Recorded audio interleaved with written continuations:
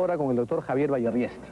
Lo hemos invitado porque esta semana todos los medios de comunicación han hecho público la excarcelación del llamado embajador del terror, del señor Adolfo Olaechea, y el doctor Vallerriestra ha sido su abogado. Doctor, buenas noches. Buenas noches, querido Jaime. Gracias por venir al programa. Pues usted ha estado toda esta semana en todos los medios de comunicación y la primera pregunta que quería hacerle es, muchas personas pueden estar confundiendo que el hecho de que usted haya actuado como abogado de Adolfo Olaechea también significa que usted coincide con que Adolfo Olaechea o es inocente o no es terrorista. No.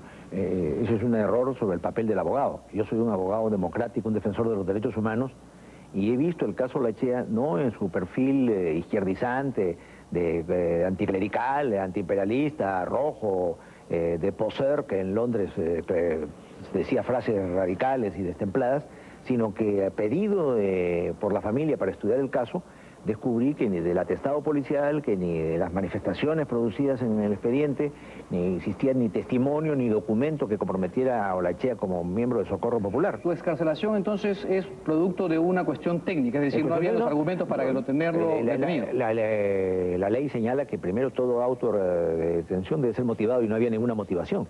En segundo lugar, que para establecer la detención se necesita un mínimo de pena de 4 años, que exista riesgo de fuga, que no existía desde el momento que este señor se allanó a la extradición en España, y en tercer lugar que exista un mínimo probatorio, porque si no todo el mundo podría ser procesado por una denuncia cualquiera y arrestado. Entonces, al no existir esos elementos, el tribunal en mayoría, que la enaltece, esa mayoría, el voto del doctor Manrique, el voto del doctor Cayo Rivera, han decidido ponerlo en libertad, y eso hay que elogiarlo, porque en el Perú de hoy no hay garantías judiciales.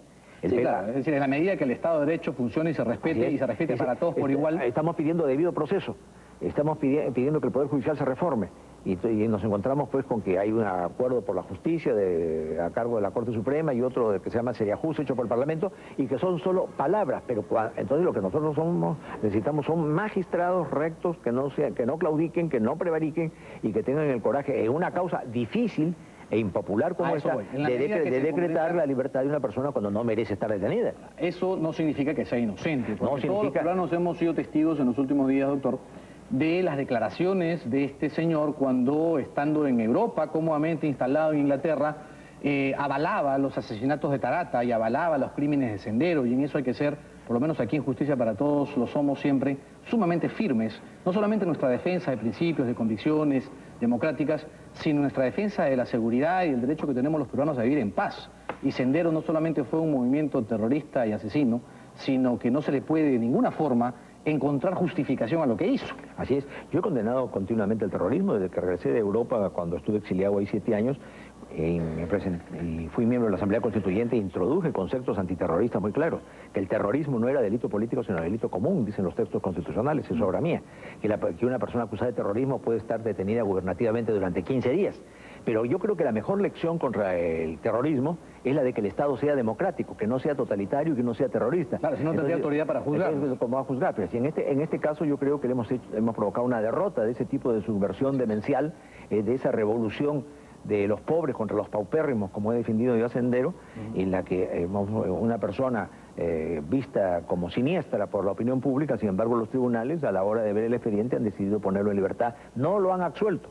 Eso es lo que hay que recalcar, es decir, no se está diciendo que el señor sea inocente, sino simplemente que el Estado de Derecho se respeta y que hay... Y que no, lo que sí no debe estar es detenido, pero lo han arraigado, le han prohibido salir del Perú. Le soy sincero, yo hubiese preferido, en lo personal como ciudadano, que quede detenido, como quisiera que estén detenidos muchos otros personajes de la mafia o aquellos que delinquieron en el pasado que todavía no lo están o están fugados. Pero aquí no se trata de lo que las personas, y eso quiero dejarlo claro con nuestros amigos televidentes, es evidente que todos los peruanos tenemos, doctor, y sobre todo los que estuvimos más cerca de la lucha antisubversiva, en mi caso por ser hijo de un oficial del ejército, he visto muchos oficiales caídos en la lucha y conocido a muchos de ellos, que tenemos una cuestión personal, hay una suerte de fastidio, una suerte de deseo de que los terroristas se desaparezcan del país. Pero creo que el Perú tiene que comenzar también a institucionalizarse. Así es. Por eso es que yo quería precisar eso con usted, porque usted ha sido defensor, sin embargo, también de causas absolutamente también democráticas y legítimas, poco populares, como por ejemplo la de mi padre en el 92. Así es, bueno, yo me la he pasado defendiendo a sabiendas de su impopularidad muchas causas porque tenían una entraña de justicia. Ricardo Napuní, trotskista, hace 40 años lo arrestan y yo presento un habeas corpus y lo libero. Y eso no quiere decir que yo sea trotskista. A Eudosio Rabines excomunista y anticomunista, lo exilia el gobierno militar del general Velasco y logra un habeas corpus a su favor. Eso no quiere decir que ella tenga algún antecedente comunista o anticomunista al estilo de Rabines. En tercer lugar, logro yo que el Hernán Liberona, comunista y chileno, regrese al Perú porque lo exilia indebidamente el ministro Rincón acusándolo de terrorista porque tenía un afiche de Pablo Neruda en su casa. Entonces logro que venga y cae el ministro Rincón, se ve obligado a renunciar. Después defendía a nuestro común amigo Alberto Borea, que a raíz de los hechos del 13 de noviembre se asiló en la Embajada de Costa Rica y como la fiscal Flor de María Maita, una fiscal totalitaria, como son generalmente los fiscales, lo tenía investigado permanentemente, logré que la Corte Suprema señalara que debía haber un plazo racional de investigación y Alberto volvió al Perú. La fiscal que me acusó a mí de terrorismo me tuvo más de 15 días. Y en esos momentos, si uno sometía encuesta la popularidad de las personas a las que ha aludido, pues estaban totalmente dicho por la opinión pública. El caso de Jaime Salinas, padre. Jaime Salinas primero no cometió delitos porque el derecho de insurgencia contra la dictadura no es delito. Pero suponiendo que este concepto fuera falso y que estuviéramos ante un caso de rebelión o sedición, Jaime Salinas y los militares del 13 de noviembre se reunieron a evaluar si se sublevaban o no se sublevaban, y al comprobar que no tenía la segunda región y que había habido un soplonaje, decidieron desistirse. Entonces, ¿dónde estaba el delito? Jaime Salinas además no podía ser sometido a la justicia castrense porque era un general retirado. Entonces, yo defendía esos puntos de vista. Sin embargo, usted contó también el otro día en una reunión privada un gesto cuando se lee la sentencia, que me gustaría que usted nos lo cuente, se lo cuente a los peruanos, porque fue muy emocionante, me parece. Yo defendí a Jaime cuando estuvimos en el cuartel Bolívar, se lee la sentencia en el tribunal presidido por el general alcalde Picón, y entonces estos militares reacios y fujimoristas están sentados, repantigados en sus sillas, y en ese instante Jaime toma la iniciativa de cantar el himno nacional. Nos ponemos los abogados de pie, se ponen todos los procesados, y se obliga a esos tres a ponerse en pie y a cantar el himno nacional cuadrados. Ha sido la fecha en que más emoción he tenido ante el himno de la patria, porque vi que había puesto ahí corazón, que había fibra cívica.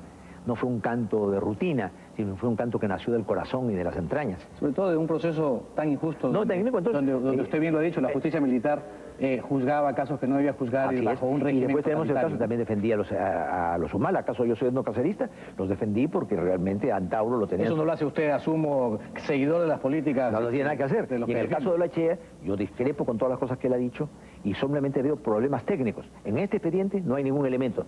Y si bien no está absuelto, ese expediente es candidato a... De repente van a preguntarse algunas personas, entonces le habrán pagado muy bien, doctor. Yo quiero dejar constancia que en el caso de Salinas Cedó, por lo menos, fue un caso absolutamente ad honorem. En ninguno de los casos que me han dado prestigio, he cobrado un real.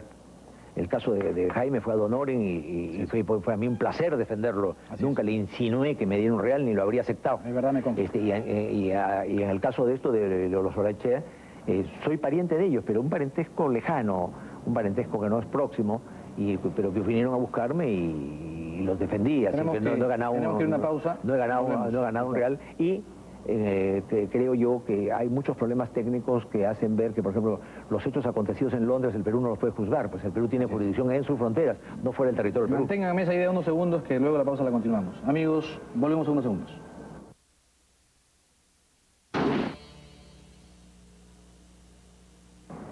Gracias por estar con nosotros, seguimos conversando con Javier Vallerriesta.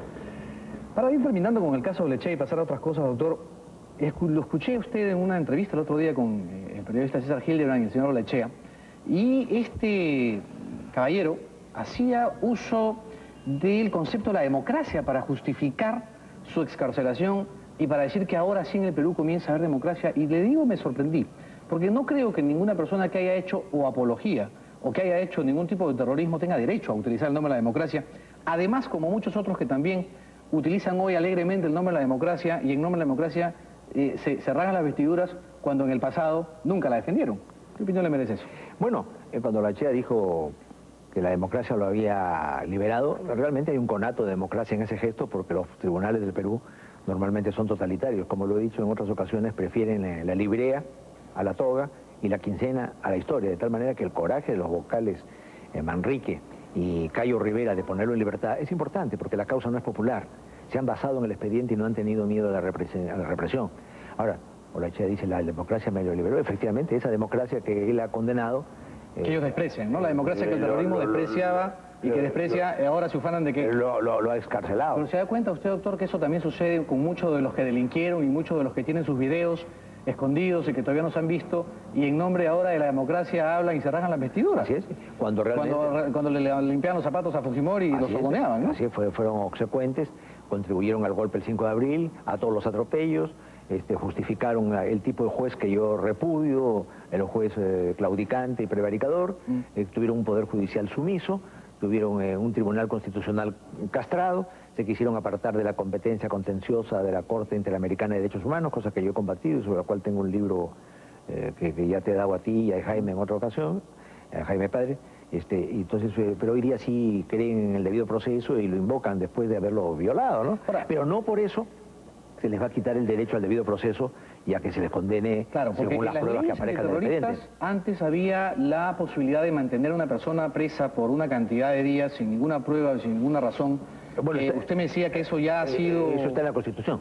Ajá. En la Constitución lo dice, son 15 días. Así es. 15 días para investigar porque el artículo constitucional se refiere al terrorismo, se refiere al narcotráfico y se refiere al espionaje, porque son organizaciones fuertes. Las espionaje son organizaciones cuando extranjeras. Son utilizadas. Usted recuerda en el año 92 la fiscal Maita casualmente haciendo abuso de esa ley fue que me acusa a mí, a quien habla, de terrorismo. Así es. Y me tuvo más de 15 días en una celda de la discordia. Pero conclusión, ser acusado de terrorismo no quiere ser terrorista. Exacto, eso es un buen punto. En el caso de Olache es un hombre que, como he dicho antes, es un poseer, un snob, un revolucionario de café, un revolucionario de gabinete, pero que vivía en Londres. Pero además no quiere decir que sea, en todo caso, doctor, inocente de haber hecho apología al terrorismo. Eso lo determinarán los poderes judiciales. Y ahí se presenta un problema técnico. Primero, que los hechos acontecieron en Londres y el Perú no tiene jurisdicción sobre lo que acontezca en un país extranjero.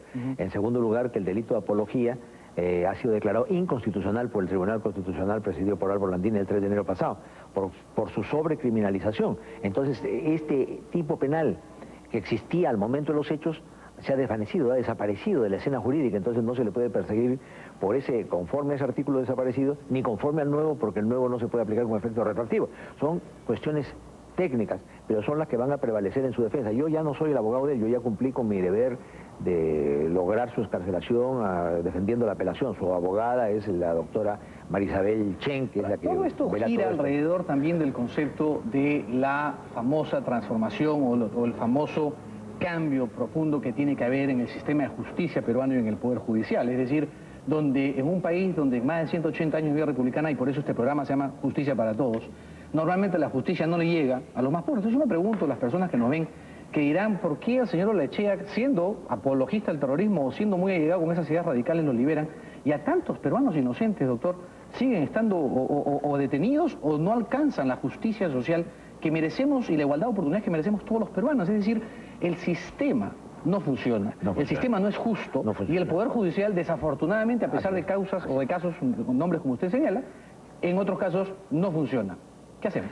Bueno, ahí nos encontramos con que hay un problema estructural sumamente grave, y en este problema de la justicia nos encontramos con que la Corte Suprema produce un documento que se llama Acuerdo Nacional por la Justicia, y el Parlamento otro que se llama Seriajust, Comisión Especial para la Reforma Integral del Poder Judicial.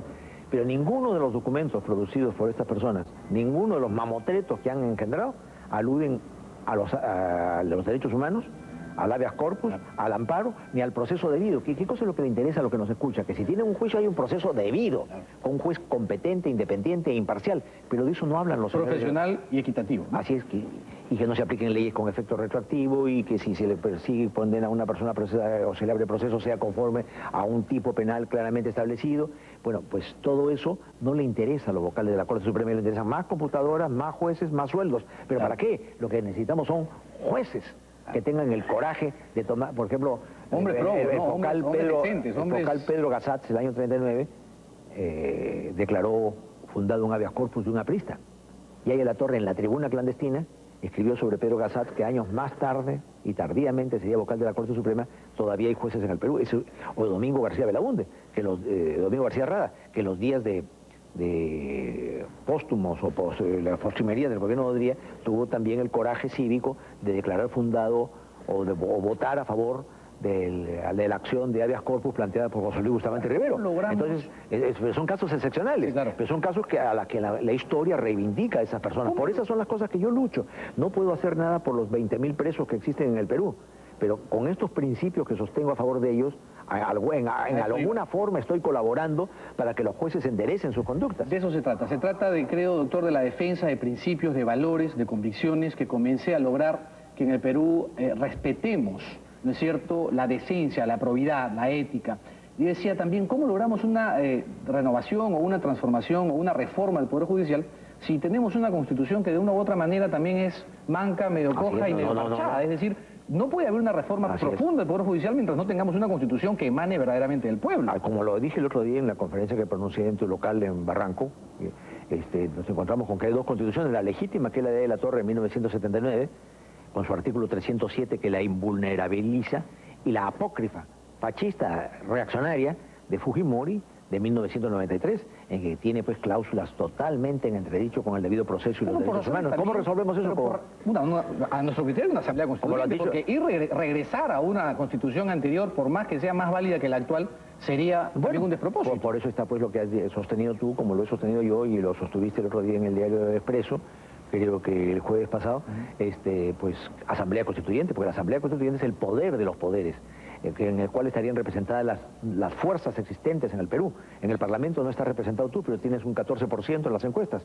Entonces, aquí sí estaría representado tu movimiento. 12%. Gracias por los 2% adicionales. Bueno, pero de grosso modo es lo mismo. Y seguirá sin creciendo. Entonces, todas esas fuerzas más gente que condenamos y censuramos o con la que discrepamos, como los etnocaceristas o los CGTP o la SUTEP, deben ir a esa asamblea constituyente y ponerse, no por elección popular, sino por otro mecanismo, a gente como Domingo García Belaúnde, Marcial Rubio, Enrique Bernales, que son técnicos para que orienten a esa asamblea y entonces resolver los problemas del tránsito entre las dos constituciones. Una constitución, para ir terminando, que nos gane el tiempo, doctor, que finalmente dure 100 años, dure 150 o 200 años, una constitución que le dé estabilidad jurídica, política y económica al país y podamos comenzar a salir adelante. Eso exige un cambio de hombre, porque si vamos a tener los jueces que hemos tenido hasta hoy, entonces no servirá de nada. ¿Por qué Estados Unidos tiene una constitución de 220 años? Aquí han dicho que había que cambiarla porque la Constitución tenía 20, eso es un absurdo, porque se había caído el muro de Berlín. En Estados Unidos la Constitución de 1787 dura, pese a que han tenido la Guerra de Secesión de 1864, la Primera Guerra Mundial, la Segunda Guerra Mundial, el éxito económico, la Guerra de Vietnam, por eso Irak, que son el país rico que son. Porque hay jueces, por ejemplo el juez Marshall, que en 1803 dijo que la Constitución y la ley no podían estar a igual nivel, y pese a que la Constitución norteamericana no habla explícitamente de jurisdicción constitucional, desde entonces los tribunales en Estados Unidos prefieren la Constitución a la ley. Hay hombres, y eso por lo cual tenemos que luchar. Yo tengo 72 años, me quedará pues muy poco tiempo de vivir, pero yo por eso es que defiendo estos casos de una forma pedagógica, tratando de que sirvan para crear una sociedad justa y con seguridad jurídica, que es la manera de enfrentar al terrorismo y a la insurrección demencial. Bueno, muchas gracias por su presencia en el programa, lo tendremos en una próxima oportunidad y quedamos en seguir tratando de impartir eso, principios y convicciones, doctor. Tú estás enseñando y yo he procurado contribuir hoy día. Como hemos dicho antes, es más importante el mensajero que el mensaje, porque los hombres y su decencia y su ética son los que finalmente nos gobiernan, no los papeles escritos. Así es, ciertamente. Muchas gracias. Gracias, querido Jaime. Vamos, amigos, a una pausa, pero antes le vamos a presentar un caso.